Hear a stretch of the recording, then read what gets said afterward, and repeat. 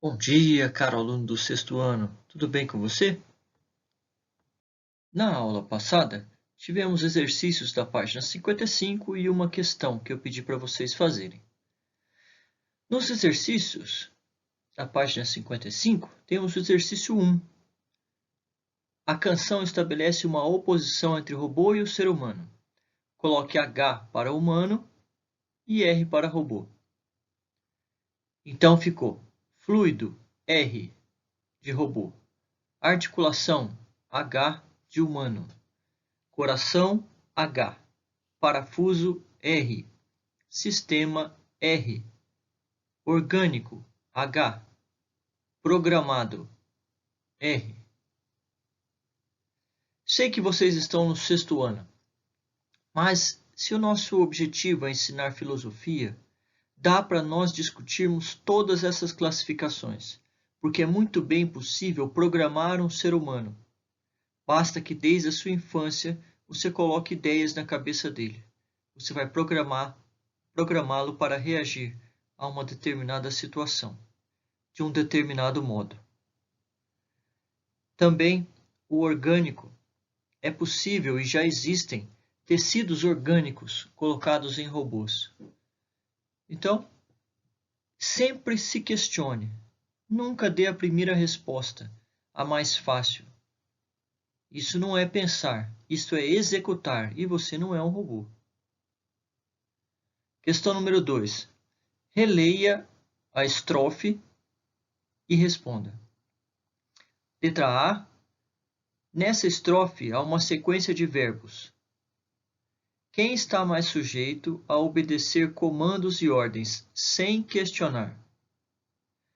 O autor esperava que você respondesse o robô, porque eles são programados para fazer o que o dono quiser.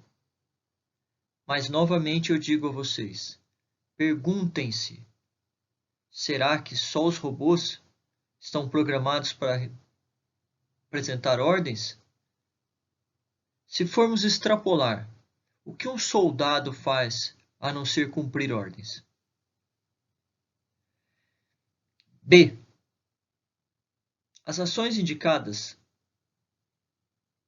pelos verbos são próprias de robôs ou de seres humanos? Aqui tem uma pegadinha, porque ele quer que você analise isso à luz da música. E a música é uma crítica. Por isso que o rock é uma música tão interessante. Não há aquela sofrência. No rock, você tem sempre uma análise, uma crítica social. Então, o que a Pitty fez foi uma crítica aos seres humanos que não raciocinam.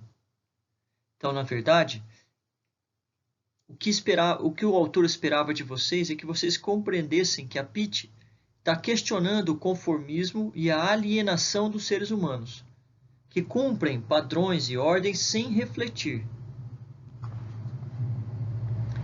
Um exemplo muito claro disso eu vejo todos os noticiários que só falam do coronavírus.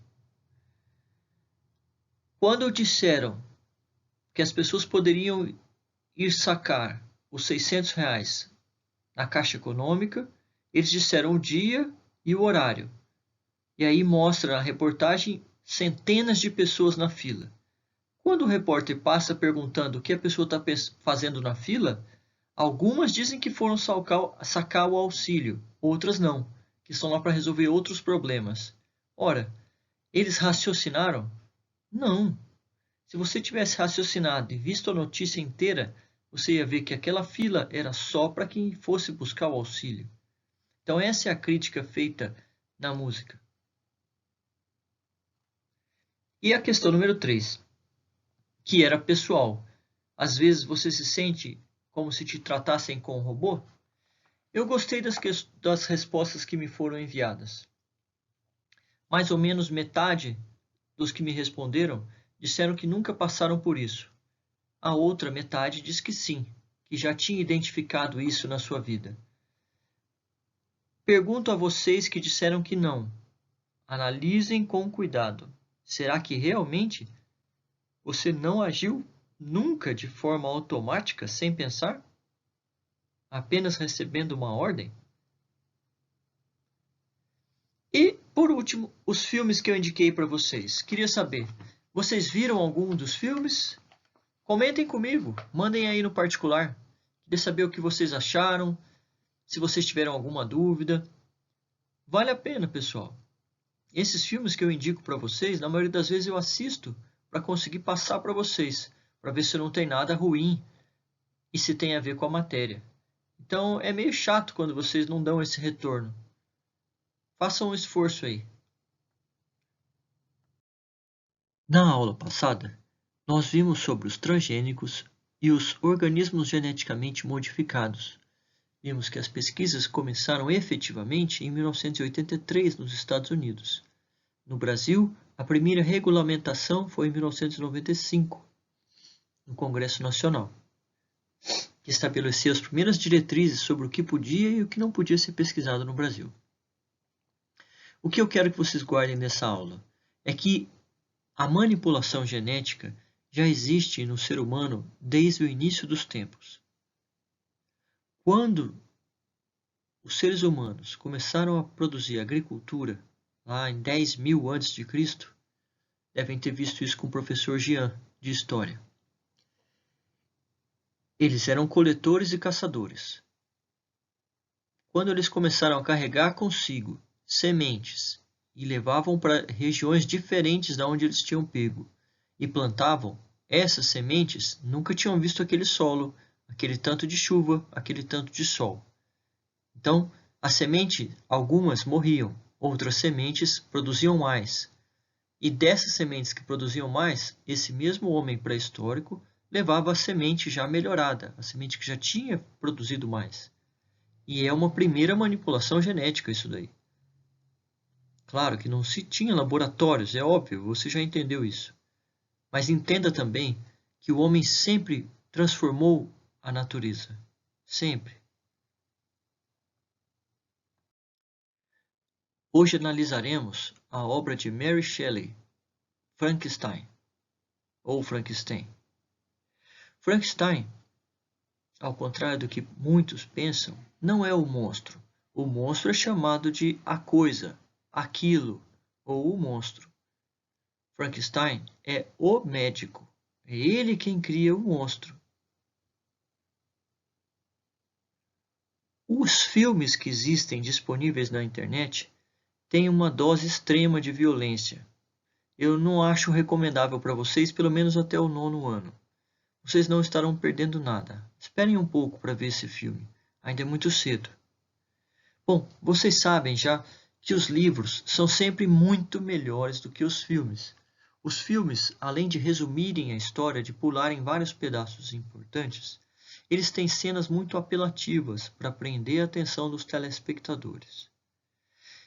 Nesses filmes que eu achei, todos eles têm cenas muito brutais. Por isso eu trouxe para vocês o livro. Nesse retângulozinho amarelo, basta clicar que vocês vão abrir um PDF com o livro completo. Aproveite para desligar o computador, a internet, sair um pouco da sala e vai ler. Leia esse livro.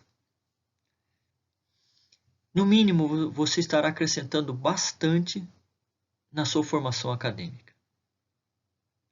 Esse livro, que inspirou muitos filmes de terror, de ficção científica, ele questionou os avanços da ciência, mesmo naquela época, 200 anos atrás. A medicina, como é hoje, estava começando. O homem estava interferindo mais na saúde de outros homens. Não era apenas um mero observador, um colocador de sanguessugas, como fazia-se na Idade Média. Creio que o professor Jean já tenha falado disso para vocês. A principal terapia na Idade Média era a sangria. Só tirava-se o sangue do paciente para ver se ele melhorava. Totalmente ineficaz. A medicina moderna começa em 1800 e pouquinho, na Inglaterra, principalmente. E Mary Shelley é inglesa.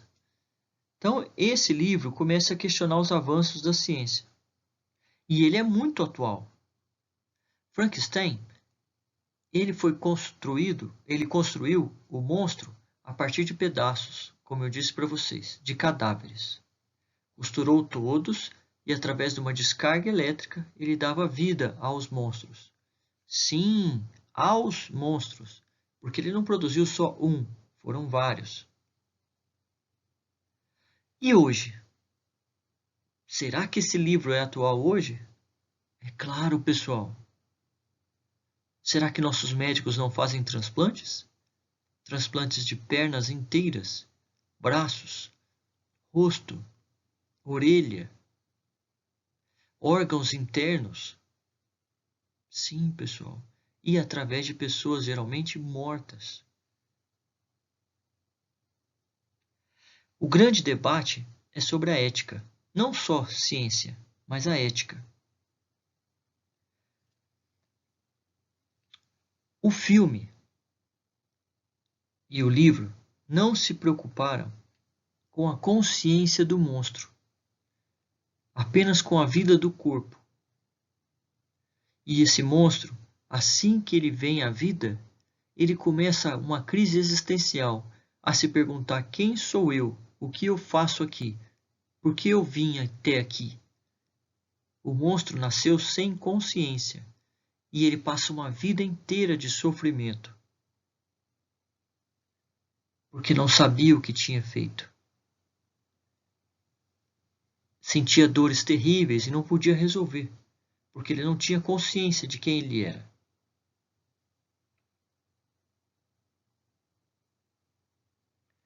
Então, esse livro analisa também as questões como princípios, valores, ética e a consciência. Você já pensou o seguinte? Seus pais sempre tentam acertar. Nenhum deles acorda assim: oba, qual será a crueldade que eu vou fazer com meu filho hoje? Não. A intenção dele ter te colocado no mundo foi tentando acertar, para que você se torne uma pessoa boa, uma pessoa honesta, correta, estudiosa, valorosa, carinhosa. Então, os pais, eles geraram a você a vida para que você se tornasse um ser humano completo, com consciência. Será que a responsabilidade dos pais e dos médicos não é a mesma? Esse médico, Dr. Frankenstein, que criou o monstro sem consciência, tem uma responsabilidade grande em ter colocado aquela vida no mundo. Seus pais também. Seus pais te colocaram no mundo e têm a responsabilidade sobre as suas atitudes, pelo menos até que você adquira a maioridade. São seus pais que passam para você os principais e primeiros valores e princípios. Pergunto a vocês: será que somos todos Frankenstein? Já ouviu aquele comentário? Nossa, ele tem o queixo do tio Zequinha, tem os olhos do papai, as orelhas do vovô Tonho e o sorriso da mamãe. É uma brincadeira, mas nós somos uma parte de cada um dos nossos parentes. Nós nos parecemos com alguém.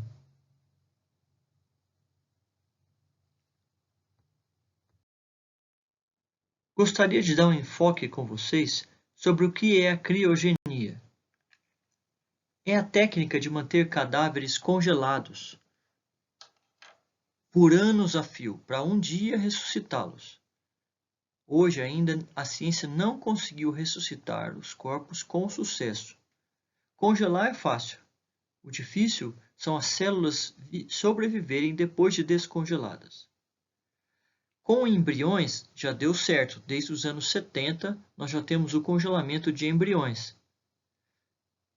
Estima-se que perto de 60% dos embriões congelados dão origem a um bebê. Por isso, centenas de pessoas já estão congeladas, esperando nos bancos de criogenia, esperando por um dia onde a ciência será capaz de descongelá-los com sucesso. A ideia parece fantástica, né? Você morre, os médicos colocam você num tanque com nitrogênio líquido, onde você vai ficar a menos 196 graus Celsius. Mas o processo não é tão simples. Quando você congela alguém, você causa dano à célula. E você só pode reparar isso com tecnologias que ainda não existem. Por enquanto, o congelamento não funciona com pessoas vivas, porque o líquido que compõe as células vira gelo, aumentando o corpo de tamanho e fazendo as veias trincarem. Então, o que tem sido feito por enquanto é o congelamento de pessoas que foram mortas ou que morreram. Claro, com o corpo ainda íntegro. Nos vídeos a seguir, eu vou abrir essa polêmica para vocês. Assistam o vídeo e prestem bastante atenção nos 2 vídeos. O homem pode controlar as máquinas, as leis, a ciência e quase tudo que está ao seu alcance. Mas o seu próprio futuro é o mais imprevisível. Tão imprevisível que ninguém está livre do seu maior fardo, a morte. Não aceita por muitos e cercada de grandes mistérios, por mais que a medicina evolua, a morte é a maior certeza de todas as nossas dúvidas existenciais. Mas será que a morte é tão definitiva assim? E você, se tivesse a oportunidade de ser ressuscitado, estaria disposto a sofrer todas as consequências da sua escolha? E se no futuro os mortos pudessem voltar à vida, revivendo pessoas congeladas? E se for verdade?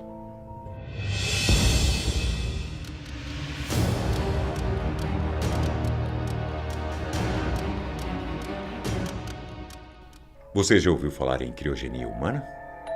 Já mencionamos esse assunto no nosso vídeo sobre a fórmula da imortalidade. Eu vou deixar o link aqui na descrição. Essa é uma técnica de manter cadáveres congelados por vários anos para que em um certo dia possam ressuscitá-los. Pelo menos, em tese, isso é possível. Falando dessa forma até parece fácil, mas a criogenia é um processo que requer técnica e muito cuidado para que possa acontecer com eficiência. Assim que o corpo chega ao local que vai acontecer o processo de congelamento, o cadáver começa a ser resfriado com gelo para evitar a proliferação das bactérias que normalmente apodrecem o corpo.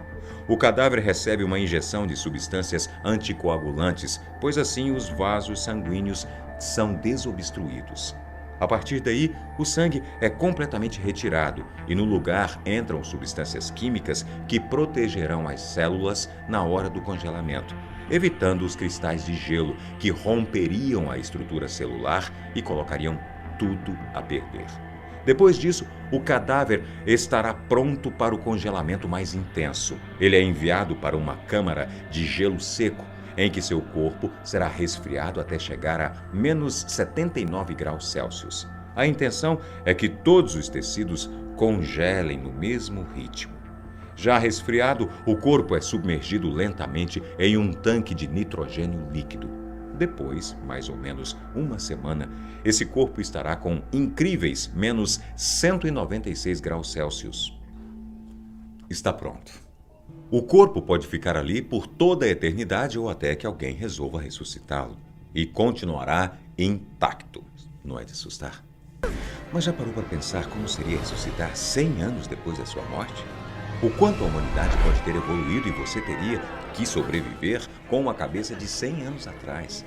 A criogenia não é uma técnica atual, é um experimento que começou na década de 60. Um professor de física e matemática americano, Robert Ettinger, que lançou a ideia através de um livro chamado Os Prospectos da Imortalidade. A ideia de Robert conquistou muitas pessoas que transformaram sua instituição em um grande sucesso. A primeira pessoa a ser congelada foi James Bedford, em 1967, que inclusive sua câmara, preenchida com nitrogênio líquido, continua funcionando até hoje. O Dr. Robert Ettinger morreu em 2011. Seu corpo também foi congelado com a mesma técnica que ele desenvolveu. Ele foi a 106ª pessoa a passar por isso, e até hoje já são cerca de 200 pessoas que estão em processo de criogenia. No entanto, essas 200 pessoas ainda não podem ser ressuscitadas. Eu já explico por quê. Já que nos Estados Unidos da América é proibido realizar a suspensão criogênica, pois legalmente essas pessoas já são consideradas mortas. Mas se elas estão mortas, como elas poderiam voltar à vida no futuro? As empresas especializadas dizem que morto e legalmente morto são coisas bem diferentes. Eles acreditam que a morte acontece quando toda a função cerebral termina, mas os especialistas em criogenia pregam que se há um estado mínimo de atividade cerebral, já é suficiente para trazer a pessoa de volta no futuro. Mas nem tudo é tão seguro quanto parece. Os cientistas ainda não possuem um plano efetivo sobre como reverter os danos biológicos causados pelo processo de esfriamento. Ainda não existe uma tecnologia para reverter o processo. Acredita nisso? Mas, para eles, os avanços na medicina e tecnologia garantem que no futuro será possível ressuscitar essas pessoas. E você, teria coragem de se submeter a isso? Esse foi o vídeo de hoje e eu volto com mais para você. Até lá!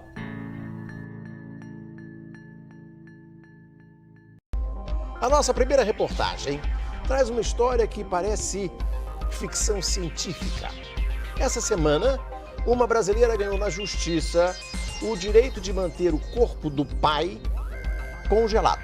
Ela confia no avanço da ciência para trazer o pai de volta no futuro. A nossa equipe então mostra para você como esse desejo se transformou numa briga de família que já dura 7 anos. Um corpo congelado com a promessa de um dia voltar à vida. Esta mulher espera ressuscitar o pai, morto aos 83 anos. Por que não achar que daqui a alguns anos, algumas décadas, ou não se sabe, de repente daqui a muito tempo, um corpo possa voltar à vida? A funcionária pública Lígia comprou essa ideia e deu início a uma disputa na justiça contra as irmãs que esperam ver o pai enterrado. Luiz Felipe foi engenheiro civil da aeronáutica. Ele morreu em fevereiro de 2012 no Rio. Não resistiu a 3 acidentes vasculares cerebrais e uma pneumonia. Na época, Lígia tinha 35 anos. Foi quando ela decidiu congelar o corpo do pai. Essa conversa foi gravada quando ela ainda lutava para enviar Luiz Felipe aos Estados Unidos. Tudo, segundo ela, de acordo com a vontade do pai. Isso vem de muitos anos atrás, nós sempre discutíamos essa ideia. Meu pai era um homem que tinha muita vontade de viver, ele tinha uma sede por vida. E ao ver a sua saúde ficando cada vez mais prejudicada, nós começamos a investigar a ideia com mais afinco. As irmãs mais velhas, fruto de um primeiro casamento, sempre se opuseram à ideia. Com a briga na justiça, o corpo primeiro foi mantido numa funerária do Rio, preservado em gelo seco, dentro de um caixão especial feito de zinco. Só 5 meses depois, Lígia conseguiu enviar o cadáver para o Instituto Americano de Criogenia. Ela pagou R$56 mil para mantê-lo lá congelado. Mas a disputa na justiça continuou. Já são 7 anos de briga na justiça e muitas idas e vindas no processo. Em 2014, o Tribunal de Justiça aqui do Rio de Janeiro entendeu que o corpo de seu Luiz Felipe deveria ser enterrado. A filha mais nova recorreu da decisão. E essa semana, o Superior Tribunal de Justiça decidiu que o corpo do pai dela deve continuar congelado nos Estados Unidos. A ideia de congelar um corpo até que a ciência possa trazer um morto de volta à vida parece filme de ficção científica. O assunto é polêmico. Para muita gente, motivo de espanto. Ficção científica. É filme. Pra ser sincero, eu não acredito nisso não. Tô sendo sincera. Nos Estados Unidos funciona este local, uma espécie de cemitério futurista, onde cilindros gigantes guardam cadáveres congelados. Trata-se do Instituto de Criogenia de Michigan. 147 corpos são mantidos nessas urnas, a uma temperatura de 196 graus abaixo de zero. Entre eles, o corpo de Luiz Felipe. Na ação que Lígia ganhou na justiça, não se discute se será possível ou não trazê-lo de volta, mas sim se ele teve ou não o desejo de ser congelado após a morte. E o STJ aceitou os argumentos de Lígia. Ela conviveu com ele, na verdade, por 32 anos, sempre esteve ao lado do pai. E então, para mim, essa é a prova mais importante. Mas, além disso, a Lígia ainda juntou várias declarações, né, de pessoas que conviviam ou que tinham algum contato com o senhor Luiz Felipe, que corroboravam ainda mais, né, a tese de que realmente a vontade era dele, de ser criopreservado e não dela. O advogado das irmãs mais velhas diz que não há provas disso. O Superior Tribunal de Justiça chancelou nessa decisão a vontade dessa filha, da senhora Lígia, em detrimento à vontade das outras 2 filhas e das netas, 3 netas, afirmando que essa filha, Lígia, por residir na ocasião aqui no Rio de Janeiro com o pai, tinha uma relação afetiva maior, tinha uma proximidade maior, tinha um afeto maior, tinha uma relação que dava direito a ela, em tese, de decidir o destino dos restos mortais e ignorar o desejo dos demais familiares. Ele questiona ainda a validade do processo de congelamento e usa um argumento técnico. Esse corpo ficou 5 meses dentro de um caixão de zinco conservado por gelo seco. E essa preservação por gelo seco, em tese, durante esse período de tempo, vai contra as próprias normas de criopreservação que o próprio Instituto Cryonics afirma isso no site. O doutor Carlos Alexandre Ayub é especialista em criogenia. Ele diz que o congelamento com gelo seco preserva apenas a parte mais visível do corpo. Você olha, você vai ver o rosto, vai ver o corpo, vai ver tudo isso. Porém, ele rompeu todas as células, ele matou todas as células. No que aconteceu aqui, 0 de proteção, 0 de recuperação. Os pesquisadores do Instituto Americano de Criogenia, onde o corpo de seu Luiz Felipe permanece congelado, recomendam que o processo de preservação comece logo após a morte do paciente. É a chamada vitrificação. O corpo é imerso em água e gelo. Um equipamento mantém o coração e os pulmões funcionando artificialmente para manter as células vivas e bombear oxigênio para o cérebro e outros tecidos. O sangue da pessoa morta é substituído por um líquido que ajuda na preservação das células. Um anticongelante também é injetado para impedir a formação de gelo no cérebro. Depois desse processo, o corpo é levado para uma câmara de resfriamento. Ele é imerso em nitrogênio líquido e congelado. E ali vai permanecer, sabe-se lá por quanto tempo. A criogenia é uma técnica que congela células em uma temperatura ultra baixa para mantê-las vivas. Esse laboratório, aqui no Rio de Janeiro, usa essa tecnologia para preservar células do cordão umbilical de recém-nascidos. E essas células podem ser usadas para o tratamento e cura de várias doenças. Para o congelamento de corpos inteiros, a técnica é a mesma, mas ainda não é aplicada aqui no Brasil. O motivo é que seria uma aposta arriscada e cara demais. A diretora técnica do Instituto explica que não há estudos que comprovem ser possível preservar corpos inteiros. Porque quando você faz a criogenia do sangue do cordão umbilical, das células do sangue do cordão umbilical, das células da medula óssea, você está congelando a célula de forma individualizada. O grande problema, né, e que não se chegou a uma conclusão a respeito do congelamento do corpo inteiro, é que você está fazendo o congelamento de um tecido complexo. As suas células da retina vão responder a esse congelamento diferente da célula da medula óssea, diferente da célula da pele. E os custos são mesmo altíssimos. Nesse laboratório, cada tanque guarda material de cerca de 3.000 bebês. Cada tanque custa R$200 mil. Já esses cilindros gigantes abrigam apenas 6 corpos e custam o equivalente a quase R$1.200.000 cada um. É muito investimento para um resultado incerto. O especialista afirma que mesmo se o corpo fosse preservado, seria impossível resgatar a memória do paciente. Se nós morremos, automaticamente todos os nossos sinais elétricos apagam. Portanto, esse cérebro morre. O que morre nesse cérebro? a memória.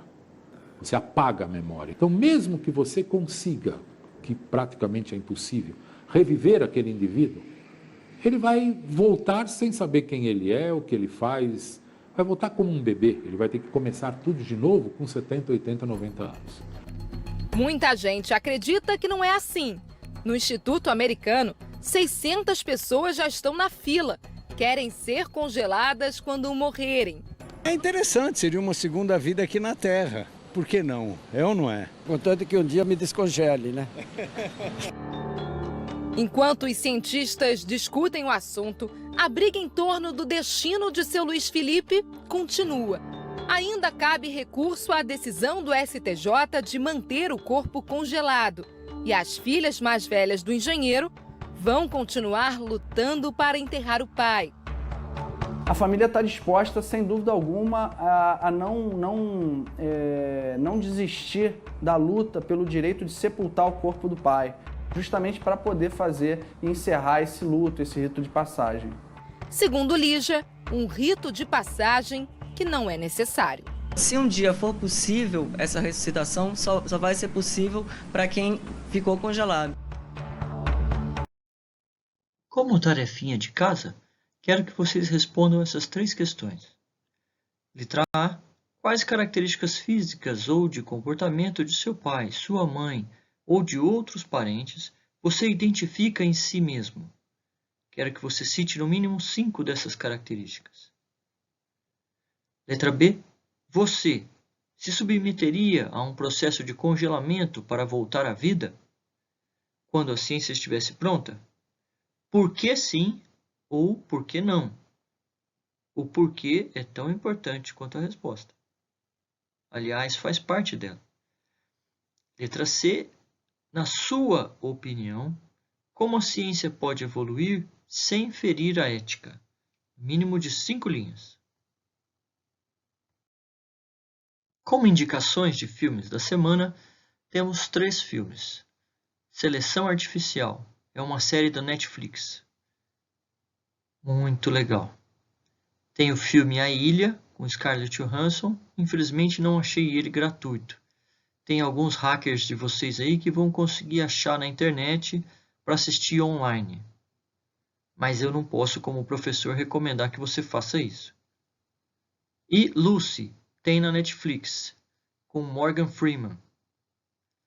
Legal demais o filme também. Todos os filmes têm classificação de 14 anos. Recomendo que vocês assistam com o pai ou a mãe, ou então algum adulto. E depois comentem comigo, tá bom? Mesmo que você assista só um, comente comigo no particular. Oh, eu gostei, eu não gostei, eu não entendi tal cena. Vamos lá, esses filmes são passados para que vocês aprofundem e fixem a matéria, não é à toa. Tá bom?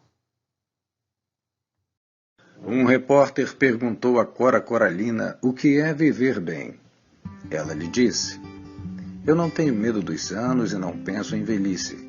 E digo para você, não pense. Nunca diga estou envelhecendo, estou ficando velha. Eu não digo. Eu não digo que estou velha e não digo que estou ouvindo pouco. É claro que quando preciso de ajuda, eu digo que preciso. Procuro sempre ler e estar atualizada com os fatos, e isso me ajuda a vencer as dificuldades da vida. O melhor roteiro é ler e praticar o que lê. O bom é produzir sempre e não dormir de dia.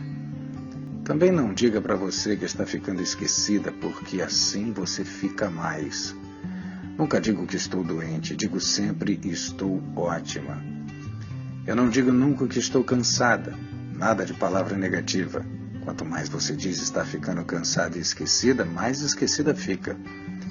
Você vai se convencendo daquilo e convence os outros, então, silêncio.